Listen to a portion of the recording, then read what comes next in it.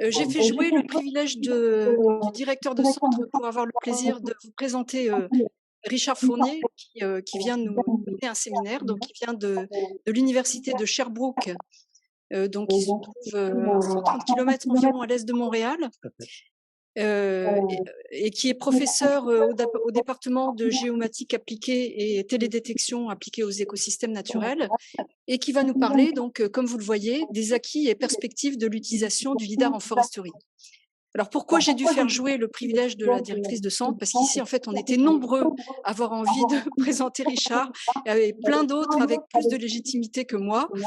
Donc, par exemple, Cédric, dont Richard a co-encadré la thèse, Alexandre Piboul, qui a une longue collaboration avec Richard. Et d'ailleurs, c'est comme ça que j'ai eu le plaisir de connaître Richard dans mon poste précédent à l'ONF, parce qu'il y a donc des collaborations autour de la plateforme Computerie entre Richard et la RDI ONF.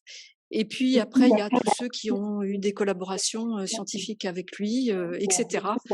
J'en passe et des meilleurs. Donc, Richard, merci beaucoup d'être là avec nous.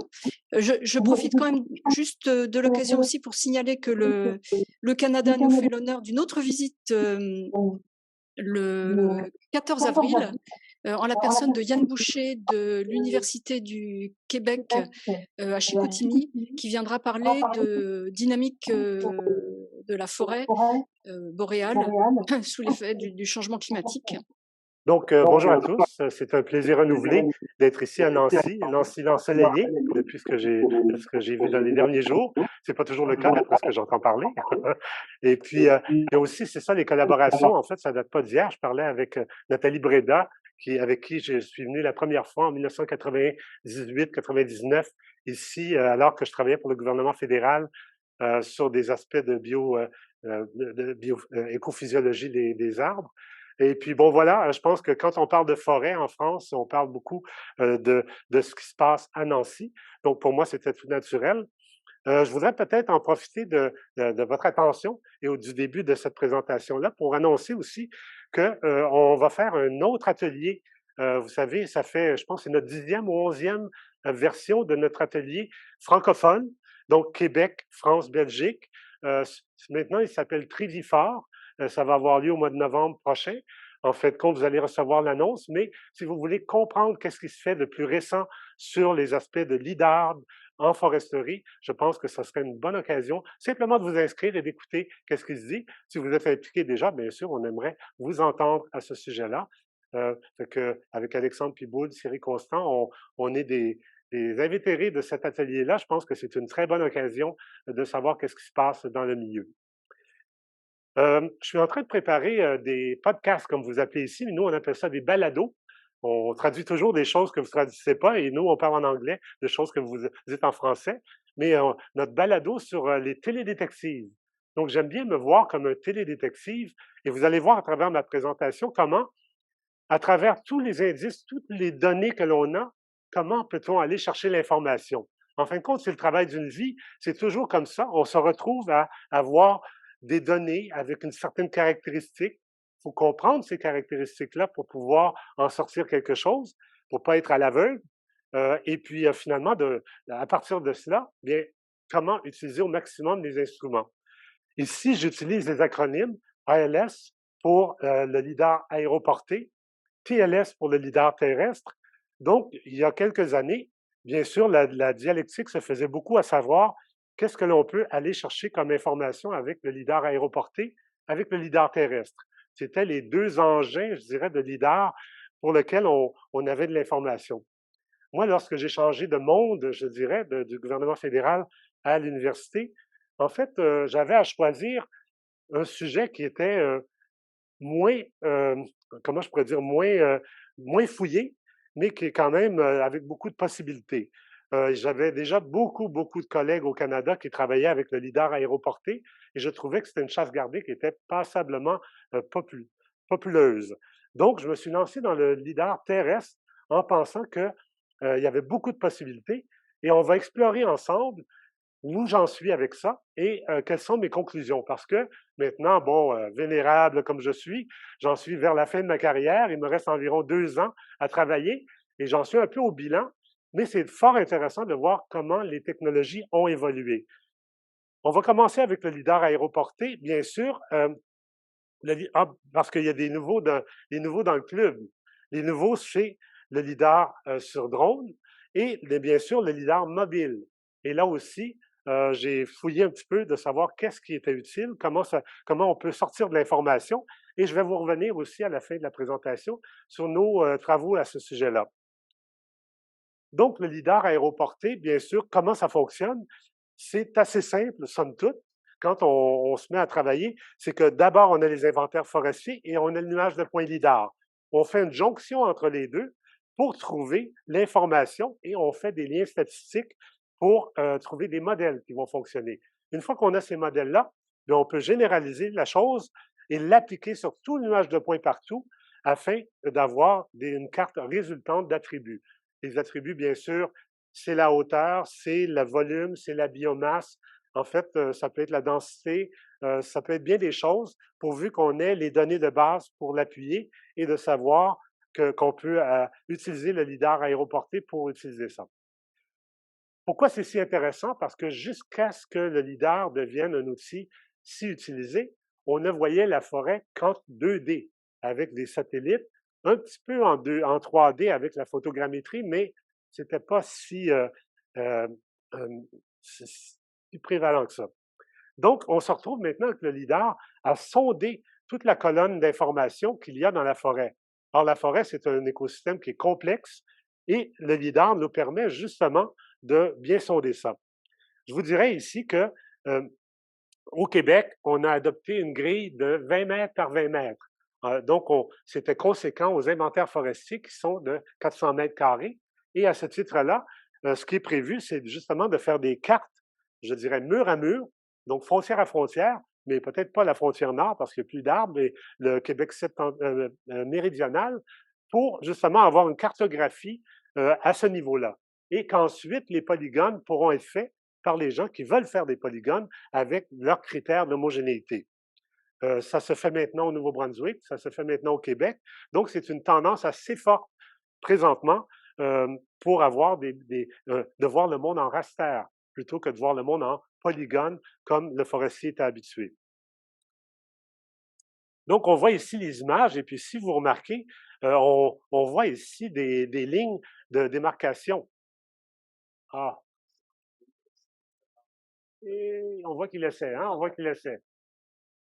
Non, il veut vraiment pas, là. Oui, probablement. Ah, on va changer. J'espère que l'autre, ça va fonctionner. Wow! Parce que c'était. En tout cas, les gens en ligne peuvent le voir. C'est des belles pastilles. Vous les voyez un petit peu apparaître. Mais en fait, ces pastilles-là, ça représente justement l'échantillonnage que l'on peut faire avec le lidar.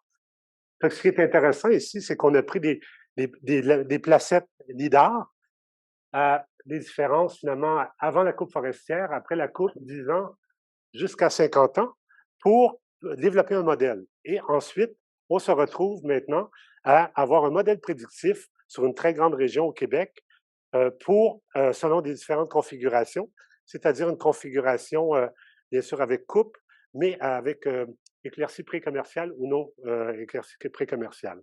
Je ne vais pas m'étendre trop sur le lidar aéroporté parce que généralement, il est bien connu, il est bien intégré dans l'inventaire forestier. Mais c'était juste pour vous dire que je pense que le lidar aéroporté est vraiment là pour rester. Et ce que l'on va voir dans les prochaines années, c'est une amélioration des caractéristiques techniques des lidars, que ce soit par exemple le faisceau qui va devenir un petit peu plus fin, la capacité de traitement, ça va être aussi la densité de points que l'on va voir augmenter. Et cela va être, je pense, une saga qui va être à continuer pour les prochaines années.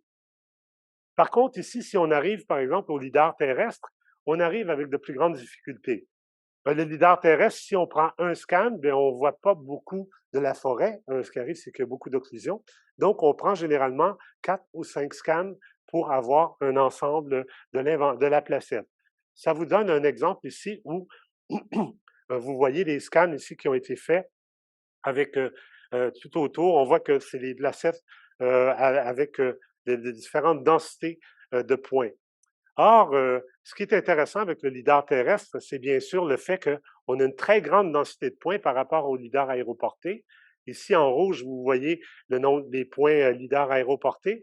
Et en bleu, en fait, un sous-ensemble des points, parce que généralement, quand on passe à l'affichage, ce ne sont pas tous les points qui sont affichés parce que c'est tellement énorme que généralement, les visualisateurs veulent diminuer.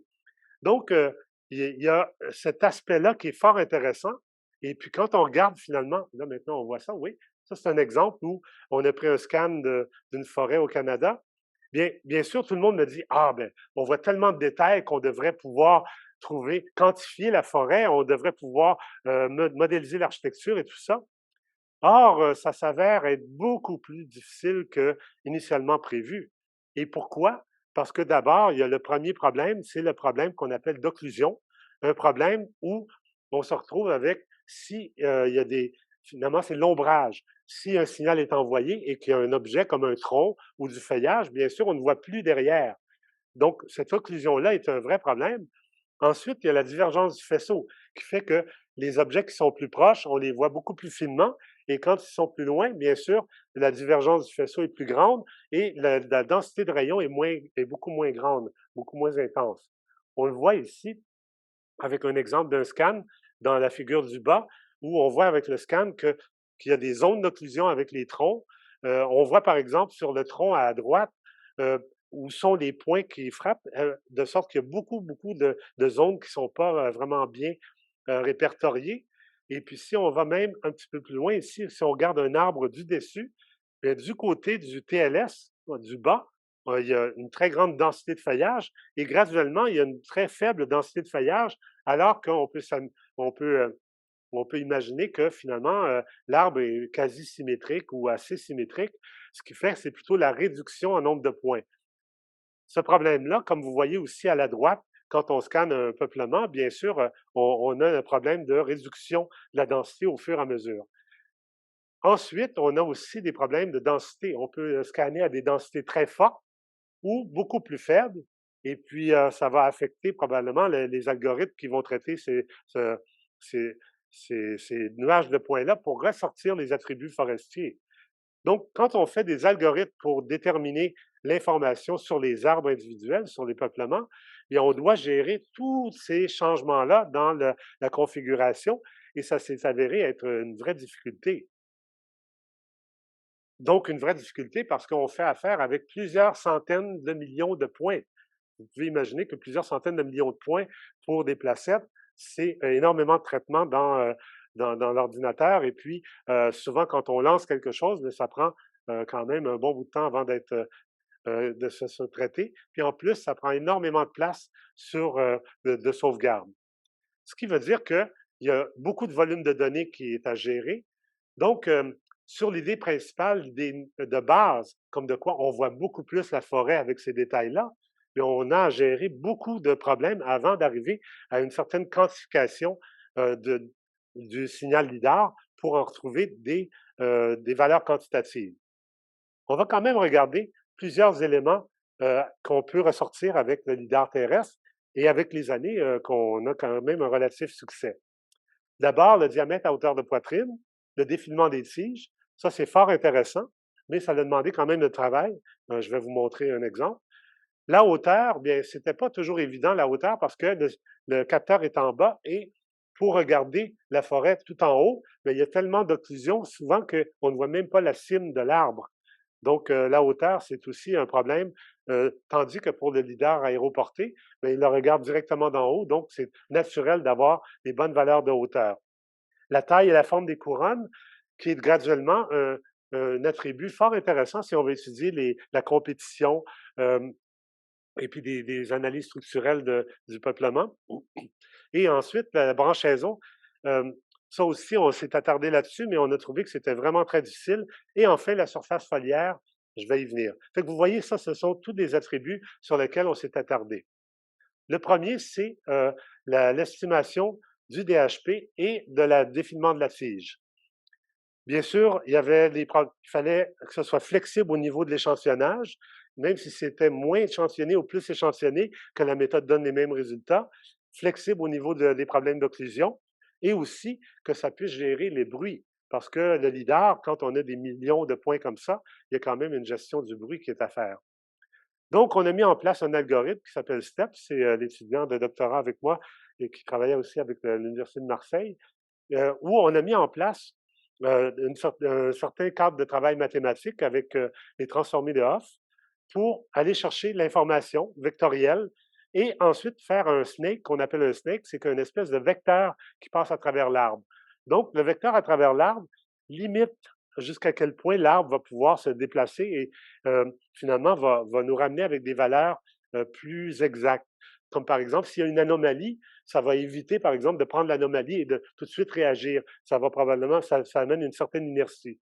Donc, ça, c'est un algorithme qu'on a mis en place après plusieurs années, pour lequel on est très fiers et on espère que ça va être intégré dans Computry bientôt, avec des résultats qui nous ont en fait surpris en bien. Et ce qui sort dans les résultats que l'on a trouvé intéressant, c'est que par exemple, pour toutes les méthodes, dès qu'on faisait de l'analyse, c'est qu'on avait des résultats ici, si vous regardez le graphique de droite, et puis si vous regardez le -1, c'est -1 cm d'erreur. Donc, c'est vraiment pas beaucoup. Donc, jusqu'à environ 10 mètres, il n'y a presque pas d'erreur. Puis à partir de là, il y a comme un décrochage qui se passe. Pourquoi? Parce qu'il y a des branches, il y a toutes sortes de choses, il y a du bruit. Donc, l'algorithme n'est plus capable de gérer ces aspects-là. Et c'est plus qu'est-ce qui est le tronc. La même chose ici pour les arbres au Bas-Saint-Laurent, c'est des sapins jusqu'à environ 5 mètres. En fait, c'est des arbres aussi qui avaient une branchaison assez basse, mais à partir de 5 mètres, on voit qu'il y a un décrochage et puis qu'il y a une erreur beaucoup plus grande. Ça, c'est un classique. En fait, on peut pas s'attendre à d'autres choses pour tous les algorithmes, à moins de pouvoir gérer la branchaison et tout le bruit, ce qui devient très difficile. Ensuite, on en arrive à l'aspect de caractériser la couronne. Comme vous voyez ici, il y a le nuage de points. Ensuite, on peut faire des alpha shapes associés aux couronnes, ce qui est très pratique parce qu'on peut calculer des volumes de couronne et faire des relations aussi entre le volume de couronne et d'autres attributs.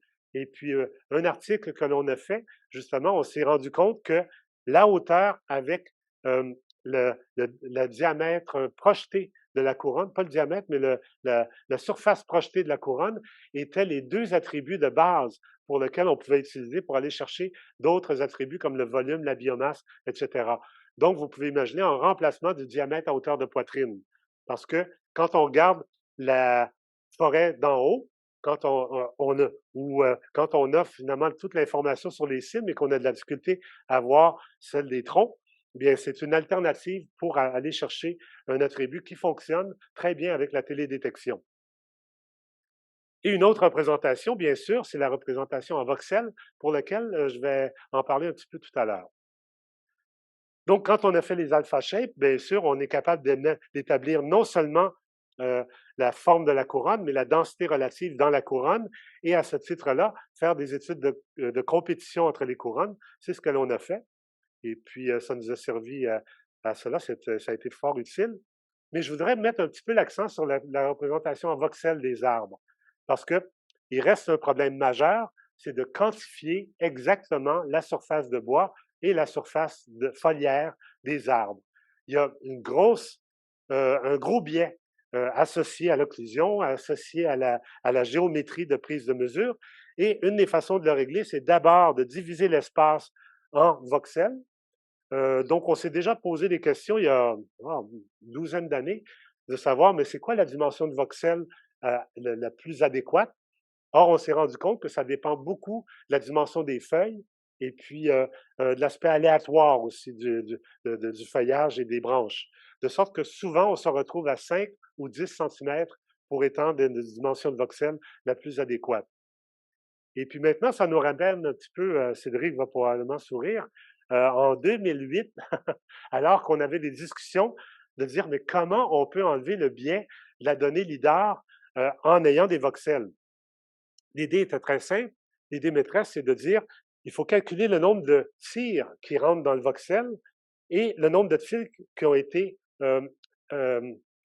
touchés, qui ont touché des objets et ceux qui passent à travers le voxel. Donc, ce ratio-là va nous donner une idée de savoir quelle est la surface dans le voxel.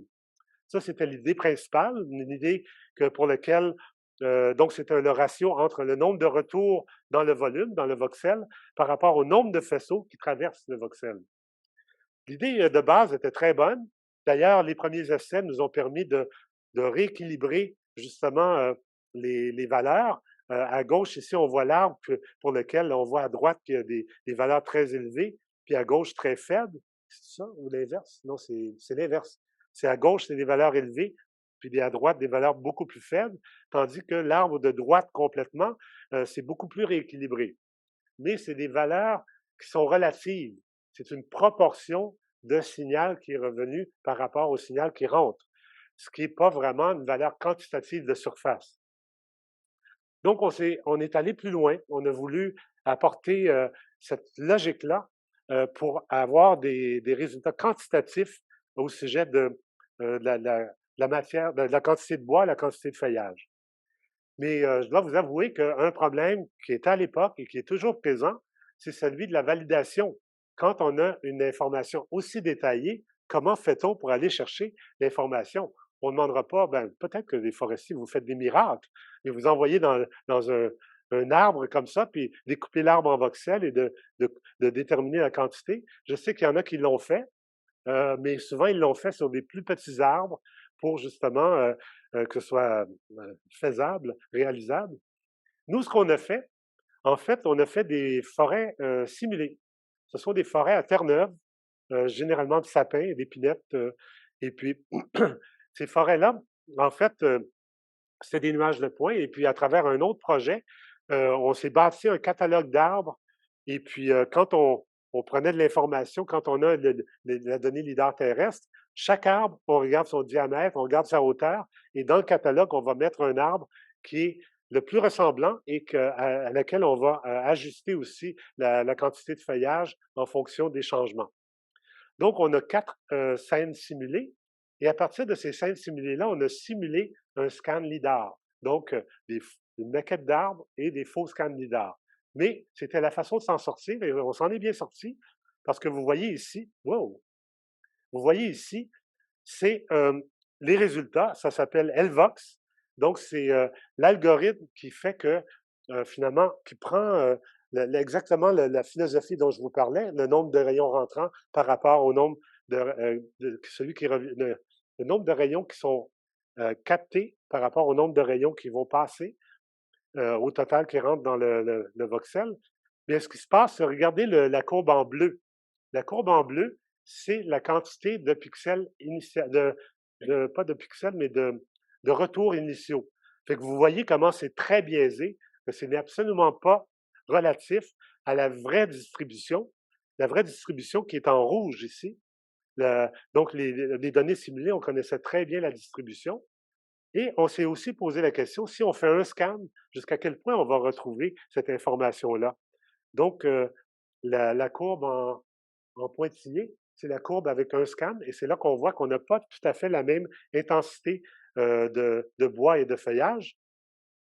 Mais notre algorithme, en fait, que je dois dire aussi qu'il y a François Pimon de l'INRAE à Avignon qui a développé un cadre mathématique pour faire la transformation de ces rayons-là qui rentrent dans un voxel et trouver la surface relative à ce ratio-là.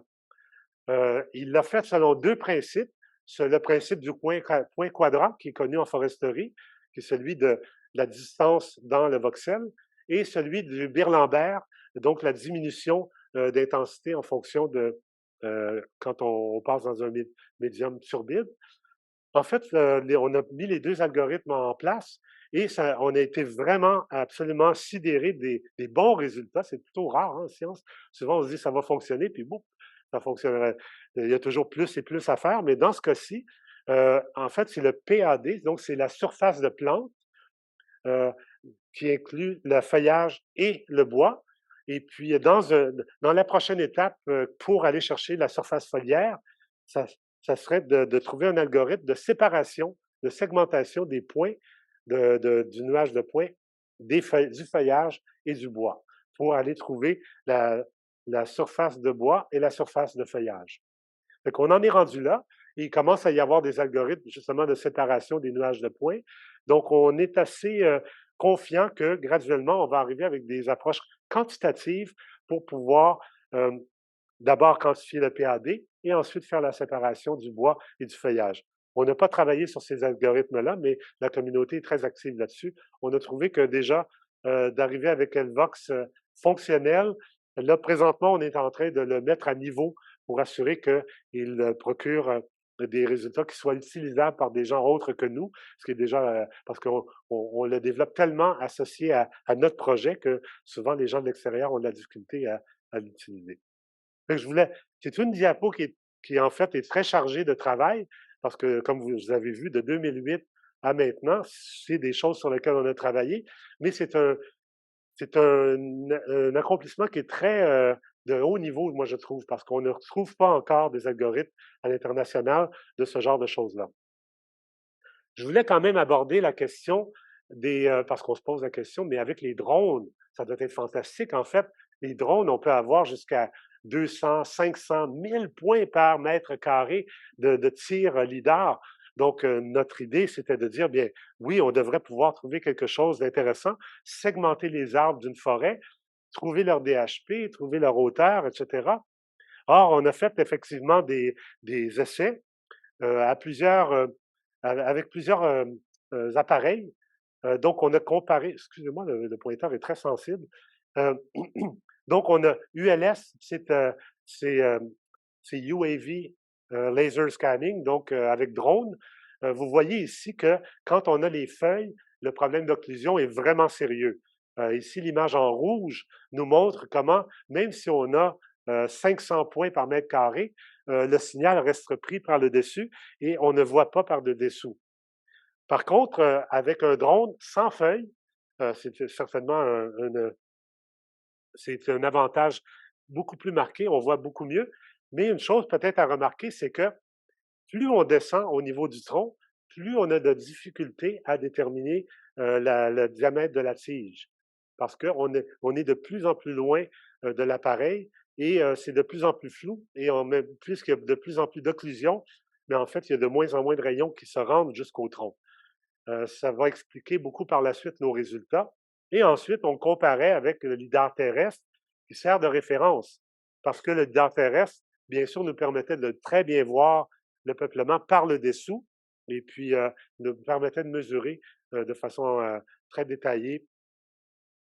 Donc ici, je vous montre aussi deux autres sites qui nous procurent à peu près la même histoire, c'est-à-dire que lorsqu'il y a des feuilles, on voit très mal en dessous, en rouge. En vert, lorsqu'il n'y a pas de feuilles, on voit beaucoup mieux, mais ça dépend si c'est des peuplements de conifères, comme celui du haut, bien, on ne voit pas très bien en bas. Et ensuite, le lidar terrestre, là, on voit beaucoup mieux les détails, mais si c'est très dense par le bas, bien, on ne voit pas beaucoup par en haut. Donc voilà le problème. Et à cela, bien, on a même travaillé avec la photogrammétrie, qui est finalement un outil fort intéressant si vous voulez uniquement un modèle numérique de canopée. En blanc ici, c'est un appareil donc photographique qui nous a permis d'avoir le modèle de canopée. Le lidar nous permet d'avoir un modèle numérique de terrain de très bonne qualité, ce qui nous permet donc souvent avec la photogrammétrie d'avoir des résultats fort intéressants à très peu de coûts. Mais nos résultats quant à l'utilisation du lidar sur drone est un peu mitigé. On a eu la difficulté à avoir les diamètres de tige, de diamètre à hauteur de poitrine. Quand vient le temps de faire de la segmentation, c'est vraiment, vraiment très difficile. Par contre, dès qu'on a l'option de savoir s'il y a un tronc et de faire de mettre une graine pour établir que oui, il y a un arbre ici et qu'on met des graines un peu partout, là, la segmentation remonte je dirais, de 30 à 40 vers 70-75 de qualité, ce qui est intéressant, mais c'est des techniques un petit peu plus avancées, mais c'est pour vous dire comment c'est important d'aller voir en bas qu'est-ce qui se passe, parce que si on voit juste sur le dessus, c'est ce qu'on appelle, moi j'appelle ça l'effet brocoli. En fait, si vous regardez le brocoli chez le marchand, mais en fait, pouvez-vous dire le nombre de branches qu'il y a en dessous? Pas vraiment. Fait que c'est le même effet ici sur la canopée. On ne peut pas dire comment c'est distribué en termes de tiges, ce qui est un défi en tant que tel. Fait que je voulais juste vous mentionner comment, avec les drones, jusqu'à maintenant, nous, ça n'a pas été, puis on parle ici de jusqu'à peut-être 1000 points par mètre carré. Donc, même si on a énormément de points par mètre carré, ça ne veut pas dire qu'on va nécessairement voir beaucoup de choses. Et on s'est rendu compte, peut-être un dernier point, que ça dépend énormément de la qualité du capteur. Et à ce sujet-là, la majorité des capteurs ont une résolution assez moyenne avec des Velodyne, mais peut-être le Riga se distingue comme d'une beaucoup plus grande qualité. Par contre, à un grand coût aussi. Pardon? 1 million d'euros. Ah, ben, c'est pour toutes les bourses, hein? Donc, peut-être en quatrième partie maintenant, le lidar mobile. Le lidar mobile aussi, vous voyez ici, c'est déjà un petit peu vieux comme diapo. Maintenant, c'est un Zeb Rivo. Zeb a fait une nouvelle version maintenant qui s'appelle Zeb Horizon, qui est beaucoup mieux, bien sûr. Mais c'est l'idée principale de dire, bien, on a un machin qu'on met dans notre main, peut-être avec l'appareil dans le sac à dos, puis on se promène tout simplement. Et lorsqu'il y a plus de densité de bois, bien, on va justement se promener plus longtemps dans ce coin-là pour éviter justement l'occlusion, ce qui est très pratique. Et puis, un autre aspect qui est fort intéressant, c'est l'aspect SLAM. C'est le fait, par exemple, qu'on part à un certain endroit, on se promène et on revient à l'endroit de notre départ et tout se géosynchronise pour avoir un nuage de points euh, euh, bien ordonné. Ce qui est vraiment très pratique. Ce qui fait qu'on fait une balade en forêt ici avec différents points, différentes placettes. Et puis, le forestier peut insister à aller aux endroits qui sont plus intéressants. Et puis, dans un cas comme ça, voyez-vous, c'est l'ancien ZEB. Donc, ici, si vous voyez les résultats, vous voyez qu'il ne voit pas beaucoup dans le haut de la canopée. Chose qui est maintenant du passé. Maintenant, les appareils voient beaucoup plus haut. Mais c'était intéressant. Et puis, à l'époque aussi, on avait fait une petite analyse. Ici, on compare le lidar terrestre à gauche et le lidar mobile à droite. Et puis, si on regarde ici les chiffres, j'insiste peut-être sur un des chiffres importants. En haut, pour le TLS, vous voyez un total de 8 placettes prend 13h20. Ce n'est pas à la portée de toutes les journées de sortie. Et puis, tandis que pour le même endroit, les mêmes placettes, pour le lidar mobile, on parle de 55 minutes. Donc, au niveau pratique, c'est intéressant. En termes aussi de dimension de nuages de points, pour le lidar terrestre, on parle de 70 millions de points, tandis que pour le lidar mobile, 2,5 millions de points. Donc, à partir de là, on est allé plus loin. Et il y a de ça 3 ans, il y a un fournisseur canadien qui nous a demandé d'essayer son lidar et pour qu'on puisse lui dire que son lidar ne valait rien, qu'on ne voulait rien savoir de ça. On a continué à fouiller et puis on a fini par trouver un lidar qui était vraiment bon. Donc, on voulait bien sûr trouver la hauteur des arbres, la dimension des couronnes, le DHP. On voulait aussi trouver le volume de bois et des aspects structuraux. Donc, cette étude-là, c'était fait pour, on a scanné 1 hectare complet. Un hectare qui, je ne me souviens plus combien de temps ça a pris, mais ça s'est fait quand même bien. Et puis, à partir du nuage de points, ce qu'on a trouvé intéressant, c'est que maintenant, je pense que c'est là toute la clé, c'est de trouver un appareil qui est d'un niveau technique suffisant pour pour aller chercher le haut du couvert, pour avoir des pixels, un retour assez fin pour qu'on puisse travailler sur la tige et le défilement de la tige et ensuite toute la structure. Donc, ce que l'on a fait ici, peut-être une petite démonstration de... Non, en fait, il y avait un petit film pour montrer la personne qui se promène. C'est dans un peuplement assez relativement ouvert, mais donc en quelques minutes, ici, on parle de l'acquisition en 35 minutes pour 1 hectare, ce qui est quand même très raisonnable, considérant que c'est un nuage de points qui est quand même assez élaboré. Et si ça, c'est le nuage de points qui est conséquent. Et puis, dans cet hectare-là, on a testé plusieurs modes d'acquisition, comme des acquisitions en pétales de fleurs, pour assurer qu'on voit bien tout, ou systématiques avec des lignes quadrillées des 2 côtés. Et finalement, pour avoir à peu près les mêmes résultats, on n'a pas trouvé que l'acquisition était particulièrement critique, pourvu que l'opérateur se promène dans les endroits de haute reclusion. Ici, un petit film normalement avec l'arbre, mais on ne voit pas. Non. Ah oui, tiens, vous le voyez? Oui. Donc ça vous fait une démonstration ici du nuage de pointe de l'arbre qui a été isolé. Donc, à la lumière de ça,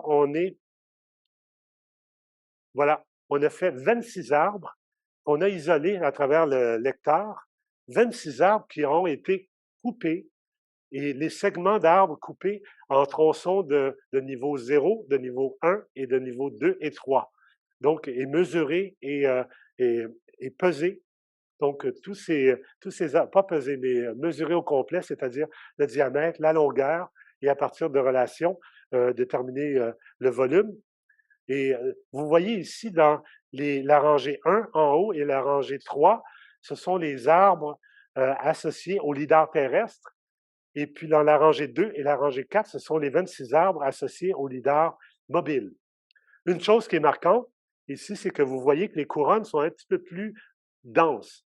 Un peu plus denses, pourquoi? Parce que le faisceau du lidar mobile est moins fin que le lidar terrestre. Et puis, à ce titre-là, bien sûr, ça va faire un biais associé aux tiges parce que donc on voit moins finement les tiges. Donc, question de diamètre en hauteur de poitrine, il n'y avait pas de problème. On a réussi à tout voir les diamètres en hauteur de poitrine de nos 26 arbres avec des résultats vraiment excellents. Attendez, l'autre avant, c'était... Ah oui, c'était la hauteur et la dimension des couronnes. C'est ça. Donc, la dimension des couronnes, ça allait relativement bien. On comparait toujours avec l'inventaire forestier, avec le lidar terrestre et avec le lidar mobile. Et à ce titre-là, bien, ça allait bien pour la dimension couronne, la hauteur, le diamètre à hauteur de poitrine aussi.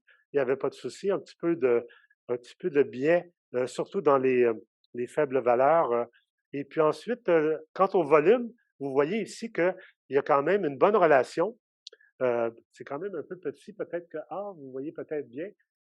En haut à gauche, c'est le volume marchand tel que l'inventaire forestier, tandis que le volume marchand par TLS, ça c'est la courbe qui est assez droite. Et puis ici, je vous amène en haut à droite aussi, c'est le volume marchand selon l'inventaire forestier, donc les mesures que l'on a pris des 26 arbres abattus, et celui du MLS. Une des choses qui est marquante, c'est qu'il y a un biais dans les petites tiges, du côté des droites. Attendez, c'est-tu les petites tiges? C'est les grosses tiges, c'est ça. C'est ça, c'est que des gros arbres, en fait, ce qui se passe, c'est que puisqu'il y a ce biais-là dans la couronne, bien, on s'attend à ce que ça calcule trop de volume dans la couronne par rapport à ce qui existe pour de vrai. Et puis, donc, on a regardé ça de plus près. Et puis, voyez-vous, ici, c'est en haut à gauche, c'est le niveau 0, c'est-à-dire la tige. Donc, là, on parle d'un bien qui est très, très bon.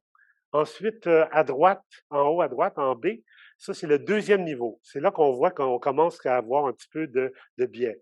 Tandis que le niveau 3 et 4, là, il y a définitivement un gros biais parce que la divergence du faisceau a un effet. Par contre, on peut facilement traiter ce genre de biais-là parce qu'il est assez prévisible.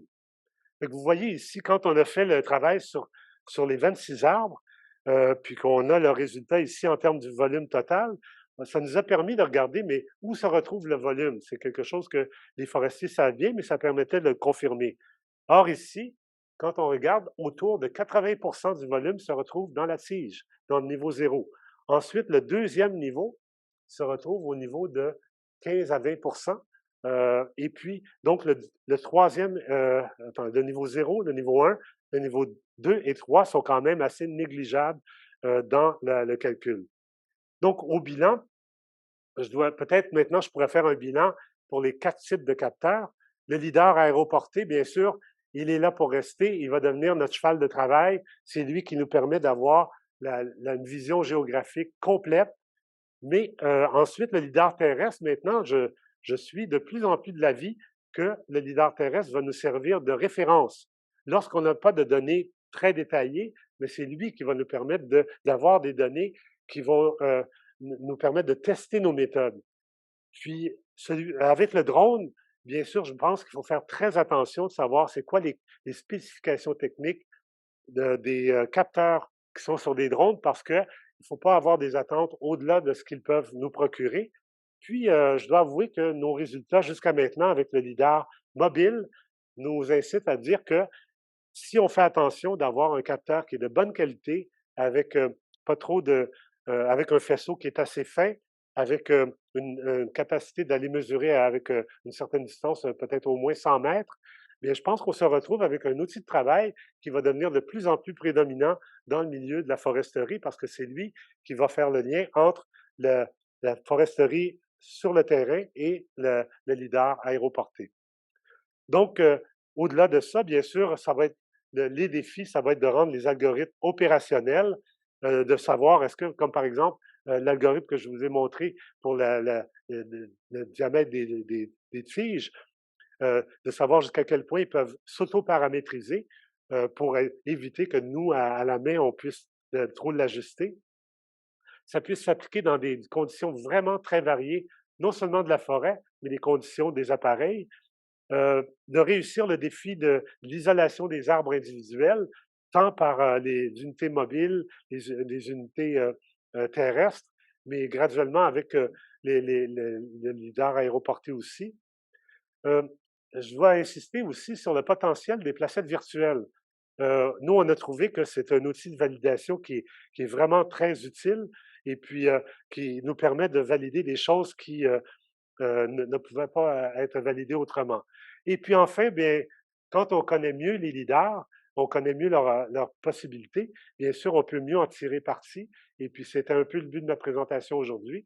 J'espère que ça vous aura éclairé sur qu'est-ce qui existe, mais qu'est-ce qui est possible de faire afin de ne pas avoir, de ne pas subir finalement euh, une certaine, une certaine vision romantique de qu'est-ce que quelque chose peut faire si ça ne peut pas le faire. Voilà, j'aime bien les photos hémisphériques, donc j'en rajoute toujours une à la fin de ma présentation.